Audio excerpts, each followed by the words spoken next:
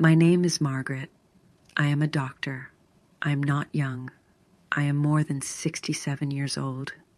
Many people say that my experience is my power. Today, something different happens. A man comes to see me. He says, "Doctor, I feel sick." I listen carefully. I ask about his pain. He says, "I feel weak. I feel tired. Something is wrong." He looks worried. He thinks it is a disease, but I think maybe it is something else. Still, I give him some medicine. I say, "Take this, it will help." He nods. He takes the medicine. He leaves. I think the story is finished. But is it? One day later, he comes back. He says, "Doctor, the medicine does not work." I am surprised. Many times, medicine helps fast. Why not this time? I ask him again, "Do you still feel sick?" He says, "Yes, I feel the same. Nothing changes." Now my mind is full of questions. Why does his body not improve? Is the problem inside his body or inside his life? I give him new medicine. I tell him to rest. I think, maybe now it will work, but deep inside I feel something is not right. He leaves again. I wait. I wonder, will he return, or is the story already over? But later, he comes a third time. He says, "Doctor, I am still sick. The pills do nothing." At that moment, I know the truth is close. This is not a normal sickness. This is something deeper. But what is it? And how can I discover it? The man sits in front of me again. His name is John. He says, "Doctor, nothing works. I feel the same." I look at him and think, why is this happening? I check his answers. No fever, no infection, no real pain in one place. Just the same words. I feel weak. I feel tired. I ask, "Do you eat well?" He says yes. "Do you drink water?" He says yes. "Do you sleep?" He says, "Not much." That word stays in my mind, not much.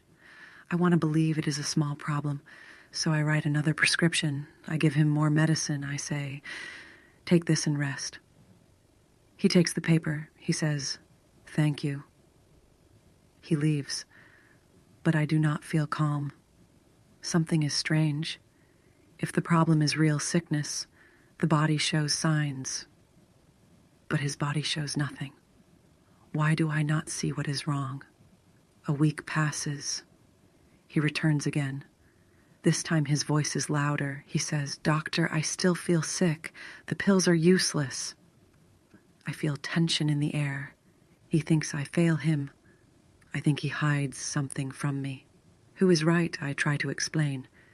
I say, "John, sometimes medicine is not enough. Sometimes we must look deeper." He shakes his head. He says, "I only want a cure." His words cut my thoughts. A cure? But cure for what? For a sickness that does not exist? Or for a life too heavy to carry? Now I face a question with no easy answer. If this man is not truly sick, then what is his real problem? And if I find it, will he believe me? Or will he reject the truth and walk away? John returns again. It is the third time. His face looks tired, but his voice is strong. He says, "Doctor, I cannot live like this. The medicine does nothing. I need answers." I hear his words. They are heavy. I know I cannot give him another pill. Something tells me, stop. This is not the way. I look at him and ask, "John, tell me more. Tell me about your life." He looks confused.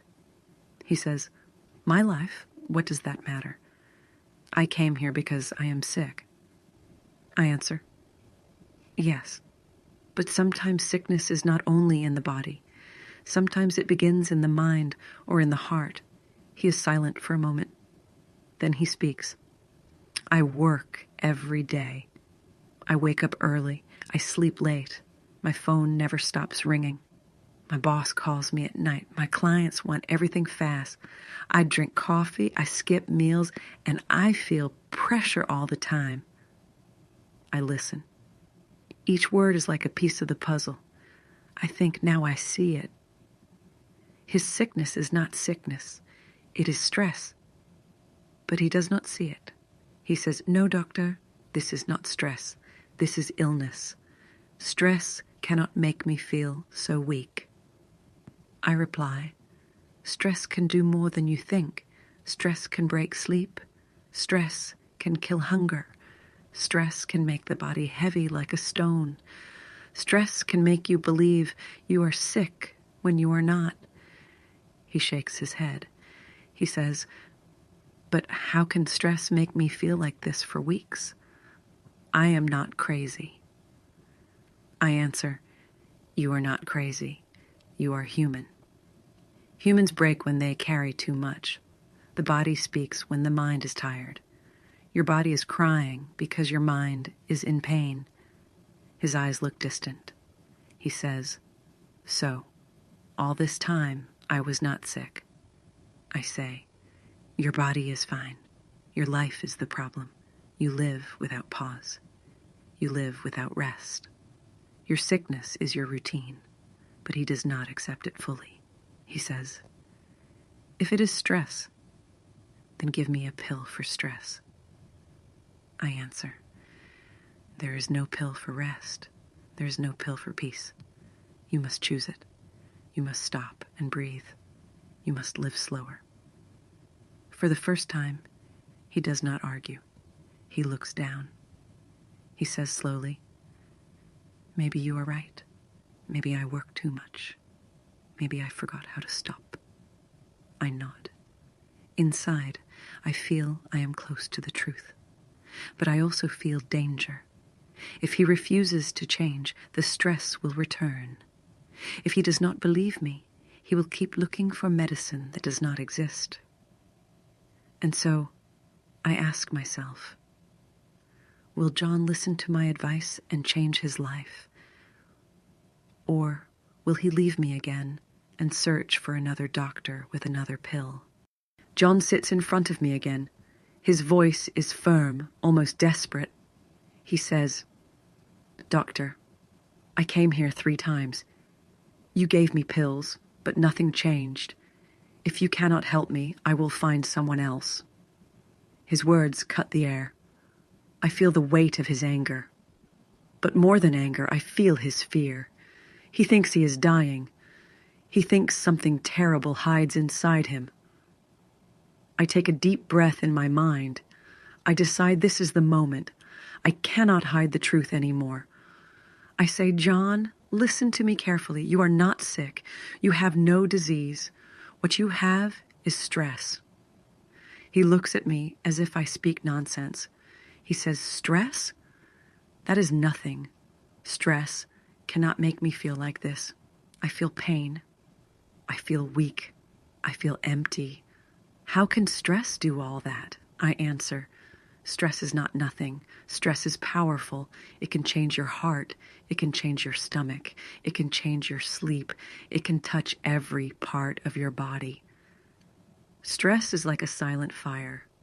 It burns slowly. You do not see the fire, but you feel the smoke. You think it is sickness, but it is your life screaming for rest."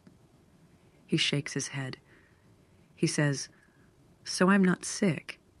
You mean I wasted my time here?" My voice becomes stronger. I say, "No, you did not waste your time.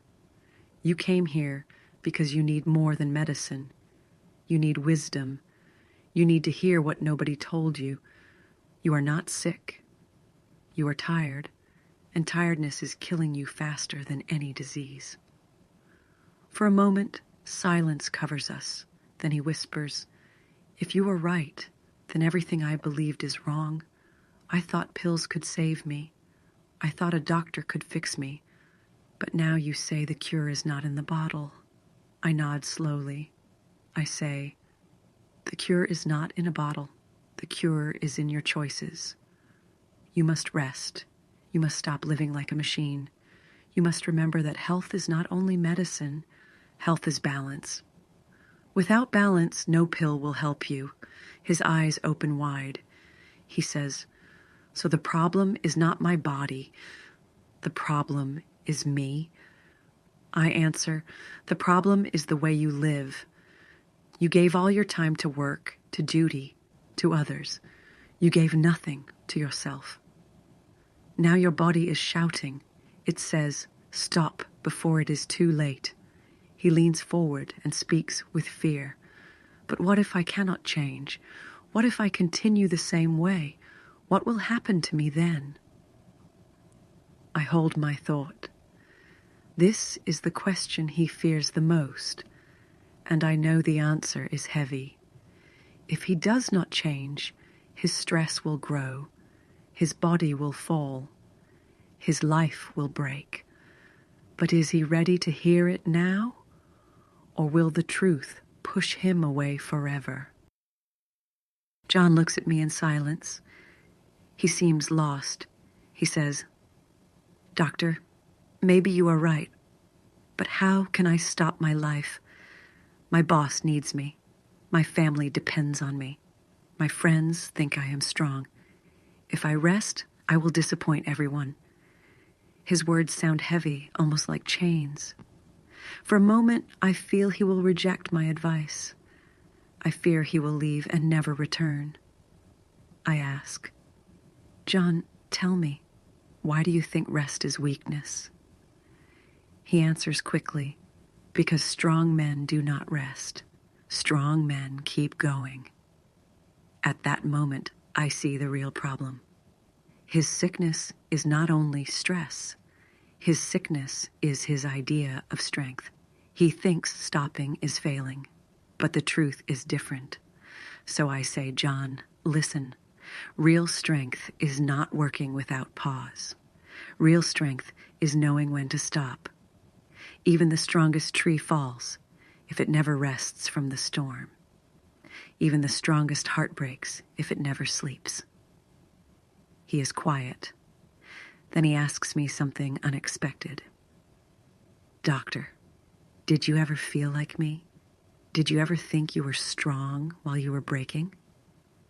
His question surprises me. I did not expect him to turn the mirror toward me, but he wants the truth. So I give it.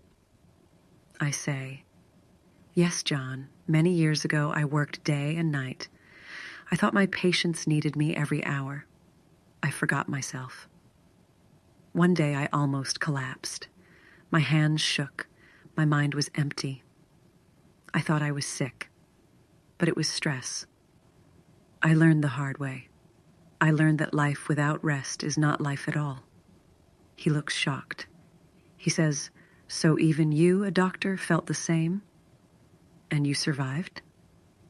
I answer, "Yes, I survived because I listened. I changed. I chose rest. That is why I can sit here today and speak to you. If I had not changed, I would not be here now." For the first time, John does not argue. He whispers, "All this time, I believed pills could save me. But the truth is, I must save myself." His words strike like a hidden truth. He realizes that healing is not outside him, but inside him. But then another twist comes. He says, "Doctor, if I stop working, maybe I will lose my job. If I lose my job, maybe I will lose my home. How can I rest when life will punish me for it?" His fear is deep, and his words remind me that stress is not only inside him. Stress comes from the world he lives in. I reply, "Yes, John, the world will not stop. The job will not stop. The problems will not stop. But you can stop for a moment. You can rest. Because if you fall, then the job is lost anyway. If you fall, then your family loses you completely." His eyes widen. He says, "So if I do not rest, I lose everything. But if I rest, Maybe I lose something too. I must choose between losing little now or losing all later. This is the turning point. He came to me searching for medicine. Instead, he finds a choice between fear and wisdom.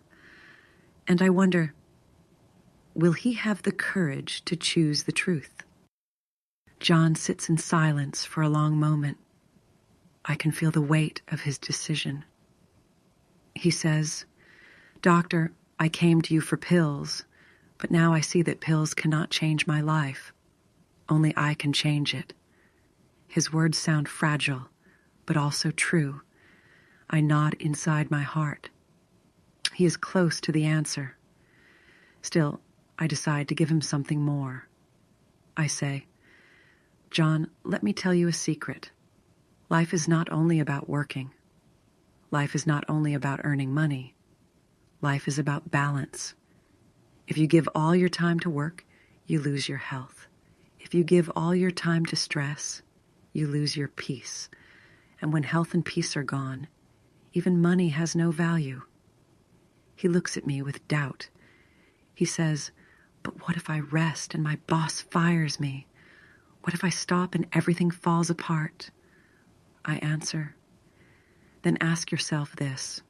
What will fall apart first, your job or your body? A job can be replaced, a house can be replaced, but your life cannot. If you lose your life, you lose all." He breathes slowly. He says, "So rest is not weakness. Rest is survival."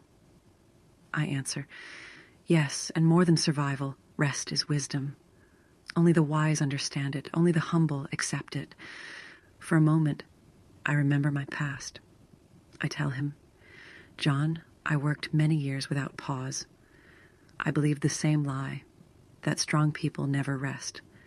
But when I almost lost myself, I discovered the truth. I survived because I changed. That is why I tell you this today. I do not speak from books.